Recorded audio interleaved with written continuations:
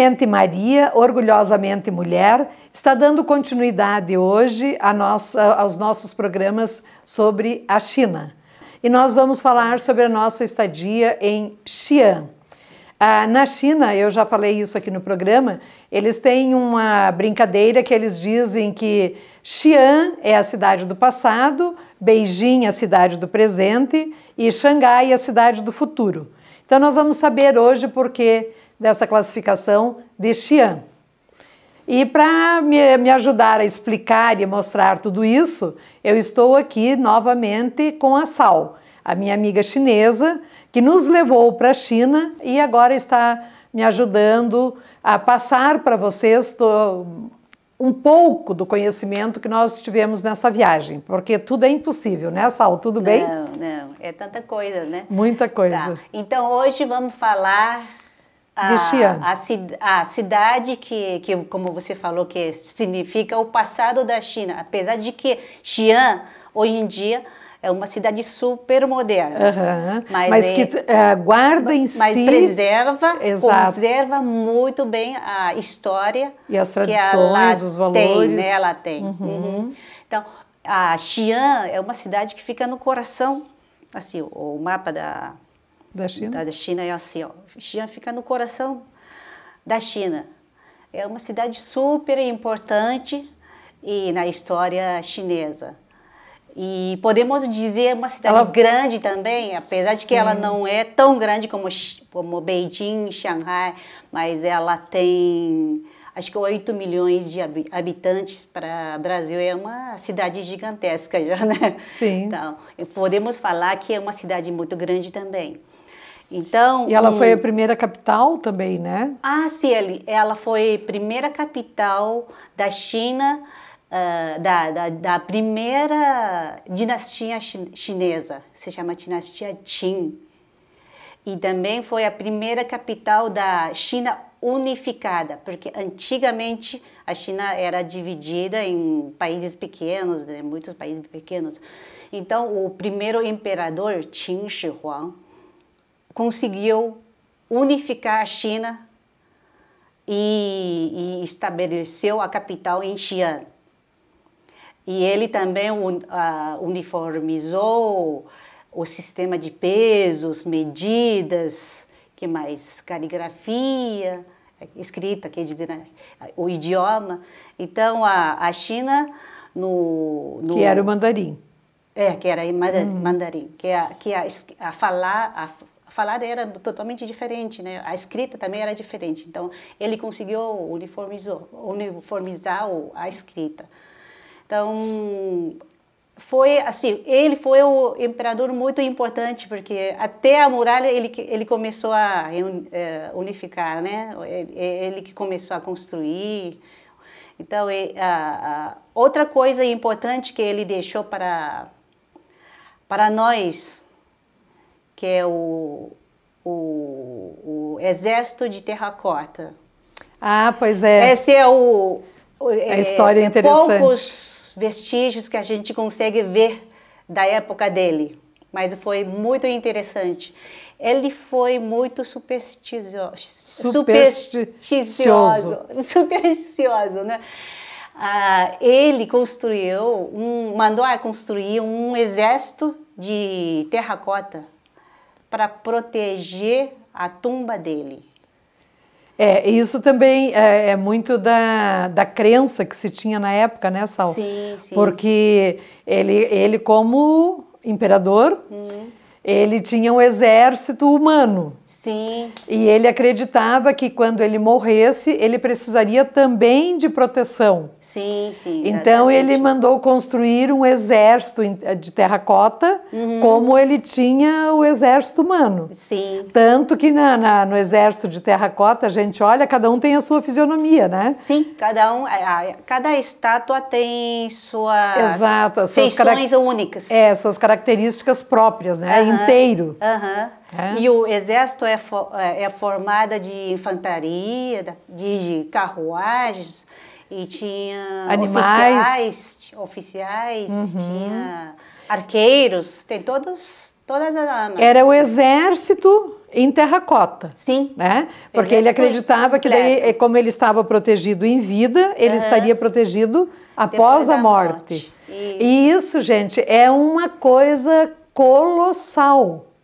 Porque todas as estátuas são em tamanho natural. É um exército mesmo. Então, até que hoje, né, Sal, eles descobriram ainda 1000 e poucos soldados. E ainda conseguiram desenterrar, né? Exatamente. Resto... Ainda tem 6.000 e poucos que ainda falta todo esse trabalho. A maioria, a maior parte desse exército está enterrado ainda. Isso está fazendo muito devagarzinho. Primeiro, pela grandiosidade do exército, né? Exatamente. É muito grande. Segundo, também porque pela fragilidade das estátuas. Isso. Porque depois de ser desenterrado, as imagens, as figuras já perdem as cores, porque as imagens são cobertas de cores diferentes, tudo colorida, na verdade. A pele, com a cor de pele, roupa, tudo colorida. Então, a gente hoje em dia ainda não tem a tecnologia de manter as cores. Então, é melhor deixar elas enterradas do que depois perder as cores, né? E a minúcia também dos trabalhos, né? Porque eles vão escavando, vão retirando e vão refazendo. E as minúcias é que leva, acho que mais tempo ainda, né? Sim, porque é feito todas as feições novamente, né? Limpado inteiro, reconstituído as partes que porventura quebraram ou perderam, ou enfim, que nesse manuseio também de escavação. Antes ninguém sabia que eles estavam ali, né? Não. Como é que eles acharam? Descobertos pelos agricultores. Exatamente. Acidentalmente. Né? Acidentalmente.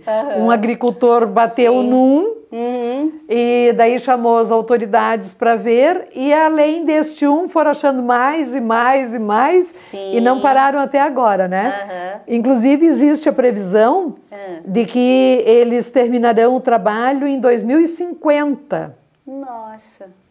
Para ver a minúcia de detalhes que né? Mas é uma coisa também de deixar assim qualquer de queixo caído, não é? Realmente. Primeiro de fazer o exército, depois de conseguir, né, enterrá-los. Aliás, não foram só enterrados, eles foram soterrados também, né? Depois foi...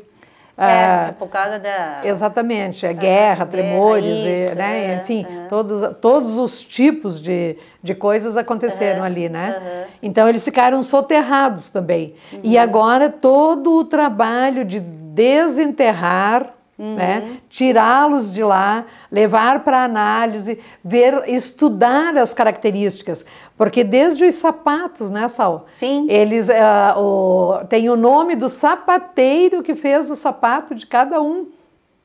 Pensa. E tem todos os modelos. Todos os modelos. Né? E o nome do sapateiro. E veja bem assim, que são 8.000 soldados, né? Em torno de 8.000. 8.000 e uns quebrados, que agora eu não lembro.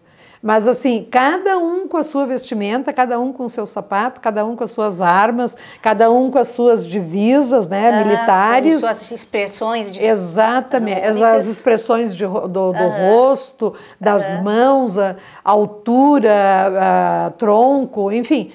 Cada um com as suas especificidades, né? Sim. Então, pensa num trabalho...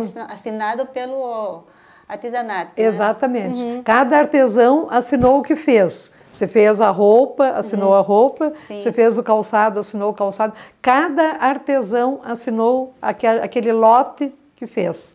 Então, é um trabalho, meu Deus, não tem nenhuma classificação para esse trabalho. Imagina, isso tudo foi feito todo antes antes de Cristo. 200 anos, pouco, né? Antes de Cristo. 220, acho que, antes do Cristo. Pois é. E está ali agora para nós vermos, né? Sim. Nossa, é fantástico. Gente, olha, Xi'an vale a pena, vale a pena. Vale a pena pelos terracotas, porque eu acho até muito mais sensacional o trabalho que estão fazendo agora, porque requer um estudo, tem antropólogos, tem várias especialidades do mundo inteiro, de muitas universidades, que estão na China há anos e vão ficar muito mais ainda, para que decifre tudo isso que nós estamos falando. Então, não é um trabalho assim de pouco tempo, de poucas horas. É um trabalho intenso, de uma pesquisa profunda. Porque só observar o calçado, as roupas, né, o feitio da época, o trabalho de cada artesão, o nome de cada artesão, tudo isso foi um trabalho de pesquisa muito bem feito. E de coisa assim que levou tempo, né, Saul? Não é uma coisa que começaram ontem, que já faz... amanhã, não. Isso, Então, eles calculam mais de 50 anos, né? Sim, com certeza. Pois é, para completar o exército inteiro. Mas esse exército de terracota não é a única atração de Xi'an. Mas é a mais sensacional. Ali, daquele trecho ali, é uma coisa... Eu fiquei muito impressionada com os terracotas, porque é um trabalho de Jó. Porque a pessoa senta ali, estuda todas as características. A pessoa não, a equipe, né? Porque é uma equipe de cada especialista. Então, eles reúnem ali uma equipe multidisciplinar. Sim. Né? Então, aquela equipe multidisciplinar estuda cada um, pesquisa cada um, para depois começar o trabalho de recuperação. E ali tem animais, tem, como a Sal falou, tem as carruagens, tem as insígnias militares, tudo, né? Quer dizer, todos os detalhes. Os que estão prontos, assim, a gente fica admirando, porque é muito detalhe, é muita. Quer dizer, se tu quiser conhecer a moda da época, né? As fardas militares, tudo nos mínimos detalhes. É impressionante esse trabalho. E é um trabalho que muitos países, inclusive, estão envolvidos ali junto, porque é uma coisa fantástica. É um tesouro do mundo, né? Verdade. Esse sim é um patrimônio da humanidade. Nossa, dá até um suspiro, não? Só de lembrar. Então, vale a pena de conhecer, né? Exatamente. Ver pessoalmente as estátuas que estão lá. Porque eu e a Sal aqui falando, talvez as pessoas não tenham a dimensão do que isso é e do que isso representa e do trabalho que alguém teve antes de Cristo, 200 anos antes de Cristo, e o trabalho que está sendo feito agora de recuperação. Certo. O trabalho de recuperação é um trabalho científico profundo, enorme, e que o campo ali é calculado mais de 50 quilômetros, né, quadrados. Então, 50 quilômetros quadrados vai ser formado, então... mausoléu. O exército, né? Do imperador, que é o exército. Pois é. E ainda tem o imperador depois, para comandar o exército. Vamos falar um pouco sobre a muralha que tem na cidade também. Sim. A gente visitou a grande muralha da China, que está em Pequim, né? Em Beijing. Então, em Beijing. Em Xi'an, poderíamos visitar a muralha também, que está muito bem preservada. A muralha larga, como ruas, que você sobe, pode andar bicicleta. Agora está servindo como um ponto turístico. Tem comércios também. É super interessante fazer um passeio lá em cima. Com certeza. Só que quando a gente chegou já estava fechado, não deu tempo para subir, mas a gente conseguiu ver de longe com a muralha totalmente iluminada, com as torres assim marcadas com luzes, né, lindíssimas. E essa muralha serve para proteger o centro da cidade. E além da muralha, lá dentro tem dois pontos interessantes para visitarem também. A Torre do Tambor e a Torre do Sino. Torre do Tambor, a gente conseguiu tirar foto assim, bonita também, porque o nosso hotel fica pertinho. A gente conseguiu assim, chegar a pé. E é super interessante, porque a Xi'an é uma cidade moderna já, né? Então, essas duas construções estão cercadas de avenidas largas, cheio de barulho da cidade moderna, mas elas estão lá, assim, impávidas. Impressionante. Eu gosto muito desse tipo de construções, né? Impressionante mesmo. E é um contraste a cada momento, né? Sim, sim. E eles convivem perfeitamente, o tradicional com o moderno. A gente vê isso muito bem na cidade de Xi'an mesmo. Muito. E como um respeita o outro, sim. né? Quer dizer, nenhum espaço desfaz ou desmerece o valor que o outro tem. Eles convivem em harmonia. Isso mesmo. E em Xi'an a gente visitou também um bairro muçulmano. Exatamente. É muito interessante porque existe um bairro muçulmano gigantesco no centro da cidade. Isso foi uma coisa que me assim, chamou a atenção. Daí depois fiquei pensando, será que o povo muçulmano era tão importante já na época e conseguiu formar um mercado assim, um mercado e um bairro, né? E manter, né? E manter até agora. Agora tem desde um antes bairro de Cristo até agora, né? Um bairro que tem 70 mil pessoas, imagina, é gigantesco. Claro. Hoje? Hoje, isso. Porque uma razão foi porque a Xi'an foi o ponto de partida da Rota da Seda. Acho que sabemos bastante, né, dessa Rota de Seda, da Seda, né?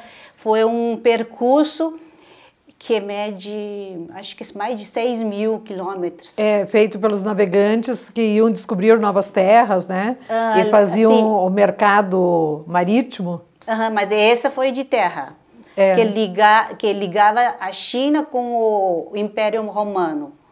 Tudo por terra. As caravanas que levavam a mercadoria chinesas e, lógico, dos outros países para a China também. Então, foi essa era via especificamente dupla. Da seda, né? Isso, uma via dupla, ida e volta, né? Certo. Então, exatamente nessa época que começou a troca de culturas, além de mercadoria, né? De culturas, de religiões, das ideias, até gastronomia e tudo isso. Todos os tipos de conhecimento da época, né? E o ponto importante foi essa época que começou a entrar o islamismo. Os comerciantes árabes, persas, eles viajavam para a China, trazendo as mercadorias deles e alguns deles conseguiam ficar na China. Então, formaram um bairro no centro da cidade. E fica crescendo. Que era a capital na época, né? E ficou crescendo, se manteve e está até hoje. E eles conseguiram se casar com o povo chinês também. Então, teve aquela mistura de tudo, de cultura, de raça, de religião. Exato. E para ver assim o respeito, que apesar da China ter feito muitas guerras e tal, mas este bairro ele permanece até hoje ali com uma religião diferente, com pessoas diferentes, porque são árabes, islâmicos, né, que estão ali. E não, hoje em dia são chineses, porque eles já casaram com já casaram ali, né? Mas o povo eles chinês também aceitou a religião. O respeito, né? É o que a gente quer ressaltar aqui, o respeito que se teve, que eles estão lá até hoje ainda, né? Com esse tempo todo, formaram famílias, tem o comércio. E hoje temos uma etnia, se chama Hui, que é a religião, cuja religião é islamismo. Essa etnia tem uma população de, acho que 10 milhões, população muito grande. E eles, assim, aparentemente, eles mais, assim, são chineses, eles são chineses. Se vê, só com a maneira de vestir um pouco diferente. Os homens usam um chapéu branco, as mulheres usam a véu ou lenços. Sim. Daí, na verdade, é o turbante, né? Turbante. O quê? Que eles usam. É um chapéu assim sem... É, o turbante, né? Turbante, né? Você chama, eu não sei, eu chamo de chapéu. Eles usam... Eles se vestem e mantêm os valores deles, né? E seguem também e convivem super em paz ali dentro. Sim. Né? Até porque, como tu disseste, hoje a maioria é chinesa que já nasceu ali, né? Mas eles mantêm as tradições deles também, como os chineses também mantêm as suas. Mantém, segue as leis alimentares islâmicas e tipo assim, não comem carne de porco. Até vimos, porque visitamos uma grande mesquita, né? Uma mesquita diferente das outras que a gente visita no Oriente Médio, na Ásia Central. É uma mesquita assim, com arquitetura tipicamente chinesa. Exato. Com pagodas, pavilhões, estátuas fênix, assim, totalmente chinesa. Aí só tem assim, uma inscrita, Deus é único, que é a influência árabe, né? Sim. Que é o lema deles, né? Então, é impressionante. Apesar deles fazerem a mesquita, mas fizeram com estilo chinês. Sim. E a mesquita é linda também, diferente. Local, certo. Muito interessante. E a gente viu também uma feira grande, né? Essa mesquita é cercada por uma feira grande, é uma feira super de muita energia. É, verdade. Cheia de lojas, de comida de rua, lojas diferentes. E tem tudo para vender, né? Produtos típicos, antiguidades. E cheio de bugiganga, né? Tudo que se quer tem ali naquela feira. E o que chamou a atenção são aqueles pães diferentes, né? Bem gigantes, grandes, a gente tirou foto. Isso. Então, deixamos aqui a vontade de a todos, né, para conhecer Xi'an e conhecer a China. E aguardem que na próxima semana nós continuaremos a nossa viagem, continuaremos contando a nossa viagem. E tem muito mais coisa para nós falarmos ainda. E para você que esteve conosco também, nosso muito obrigada pela atenção e venha-nos participar conosco na próxima semana. Um grande beijo e até lá. Encerramos então Simplesmente Maria, Orgulhosamente Mulher.